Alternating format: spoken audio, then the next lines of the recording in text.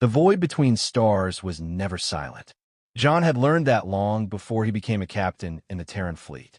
The hum of engines, the faint buzz of artificial gravity, the distant crackle of comms. Together, they formed the breath of humanity's expansion.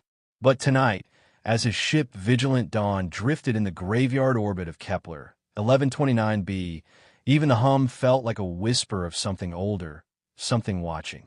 "Captain," came Commander Isha's voice, low and tense. "We found it." John turned from the viewport. "Where?" "About 2 clicks off the main wreck cluster. Buried in debris, but it's not like the others." He followed her through the dim corridors to the docking bay. The floodlights cast pale cones over jagged metal, relics of ships lost during the Silence Wars, the century-old conflict that erased half of human colonies. And yet, even among the twisted hulls, this new find was different. The hull plate bore symbols, not alien, but archaic human script, etched by hand, faded yet unmistakable. John's throat went dry. He crouched near the surface and brushed the dust aside. It read, "Pioneer's Promise, 2283. And beneath it, carved in trembling strokes, "For those who will finish what we began. Captain Elias Varen." Varen. John froze. That name had lived only in stories told by his mother. Stories of a man who vanished on humanity's first deep space expedition centuries ago. His grandfather. "Sir," Isha asked quietly. John's gloved hand trembled. "Get the drones. Open her up." Earlier, Elias Varen stood on a deck that still smelled of metal and oil. The Pioneer's Promise was humankind's first long-range colony ship, a relic of Earth's desperate hope after the resource wars. Its mission was simple: find a new home. But Elias knew better. The mission brief held more than hope. It held secrecy, the kind that gnawed at his conscience every time he closed his eyes. "Captain," said Dr. Marin, the ship's biologist, adjusting her visor, "cryobays are ready. But are we really not telling them about the transmission?" Elias stared at the main screen, a field of black punctured by distant stars. Somewhere out there, something had answered Earth's first signal. But the message wasn't words. It was coordinates. And the coordinates led here. "Command doesn't want panic," Elias said quietly. "They said if it's true, humanity isn't ready." Marin frowned. "And if it's not true, then we'll die chasing ghosts." He walked back to his cabin, ignoring the rhythmic vibration of the engines. His logbook, a real, physical journal bound in leather, sat open on the table. He picked up his pen and began to write, his handwriting steady and deliberate. "To whoever finds this, we were told to seek a world of promise, but I fear we found a tomb. The signal that called us wasn't from humanity, and yet it knew our name." The metallic door of Pioneer's Promise groaned open under the beam cutter. Centuries of dust scattered into the void. John led the team inside. The interior was preserved by vacuum, seats, consoles, and cryobeds frozen mid-history. But there was no sign of life. Isha's light fell upon the control console. "Still intact, sir." "Power it up," John said. Static, then a flicker. A ghostly blue shimmer washed over the bridge. And there he was, a hollow projection of an older man, wearing an ancient captain's insignia, his voice cracked by time. "If you're hearing this, you are descendants of Earth. Know this, the promise was a lie." John's heart pounded. The hologram looked straight ahead, but it felt as if the gaze pierced through centuries, straight at him. "We were sent to meet the ones who spoke to us from beyond Kepler's edge. But they weren't gods. They weren't saviors. They were collectors." The hologram glitched, flickering in and out of sync. "The harvest memory. They wanted to learn what makes us human, our history, our pain. We tried to destroy the transmitter, but it was already too late." The recording ended abruptly. Isha whispered, "Sir, is that?" "Yes," John said quietly. "Elias Varen. My grandfather." Elias had never trusted the silence. As Pioneer's Promise entered Kepler's orbit, the transmissions grew louder. Bursts of repeating patterns, each pulse mimicking human brainwave frequencies. It was as if something was listening back, learning. He ordered the ship to go dark, but still the pulses came. And when they stopped, a different signal appeared, human voices crying for help. From coordinates within the planet's shadow. "Captain," Marin said one night, her voice shaking. "We picked up visuals. There are structures down there, but no life signs." Elias rubbed his eyes. "Show me." The image appeared, towers of obsidian glass, arranged in spirals, not built but grown. Each tower hummed with faint light, like neurons firing in a brain. "They're organic," she whispered. Elias leaned closer. Within one of the towers, faint silhouettes hung suspended, human shapes, transparent and still. His blood went cold. "Turn it off." John stood before the same towers now, centuries later. The Promise had crashed just above the planet's surface, and through a breach in the hull he could see the black spires below, glowing faintly even after all this time. He activated his helmet recorder. "Log, Captain John Varen. Coordinates confirm proximity to alien constructs. Evidence indicates prior human contact, possibly pioneers' Promise survivors. Asterisk." He hesitated, then added, "This place, it feels like it remembers us." That night, back in orbit aboard Vigilant Dawn, John couldn't sleep. The hologram of his grandfather kept replaying in his mind. He opened the recovered logbook, the same one Elias had written centuries ago. Its final page was smudged, the ink uneven, as though written in haste. "They say knowledge is light, but here the light consumes. If you follow us, destroy what we found. Don't let them finish what they began with us." John closed the book slowly. Outside the viewport, the planet rotated, its shadow swallowing the stars. He whispered, "I'm sorry, Grandfather, but I have to know." John's fingers brushed the brittle pages of the logbook again and again, tracing words that no longer made sense. "They say knowledge is light, but here the light consumes." What did that mean? He'd seen strange anomalies in deep space before, radiation, gravitational distortions, but nothing like this. The alien towers below still emitted energy despite being centuries old, and something about their pulse frequency, it matched human EEG signatures. Commander Isha entered his cabin quietly. "You haven't slept." "I can't," John admitted. "I think those towers are transmitting something.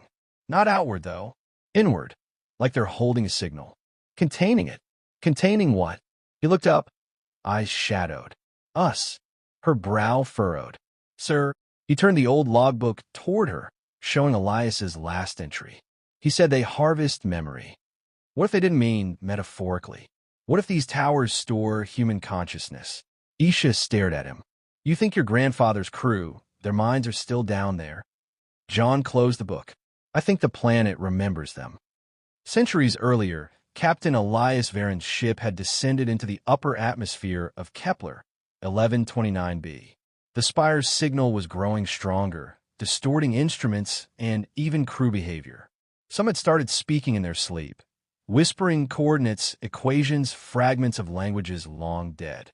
Marin met him in the observation deck, her eyes rimmed red. "They're in my head, Elias. I hear them when the lights dim. It's like someone's recalling me." Elias nodded grimly. "I hear it too." He'd written the first words in the logbook that morning. The signal doesn't want to communicate. It wants to inhabit. But Command on Earth had sent a reply before they lost contact, urging him to proceed. "You are on the edge of human ascension," they'd said.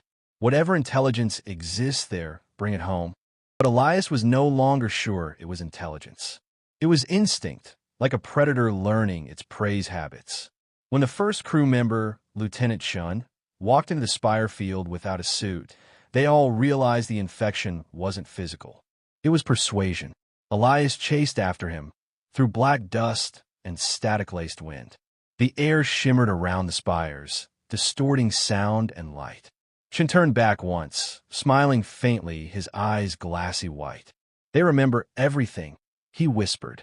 "Even you, Captain." Elias raised his rifle, but Shun was already gone, absorbed into the dark crystal like a reflection melting into glass.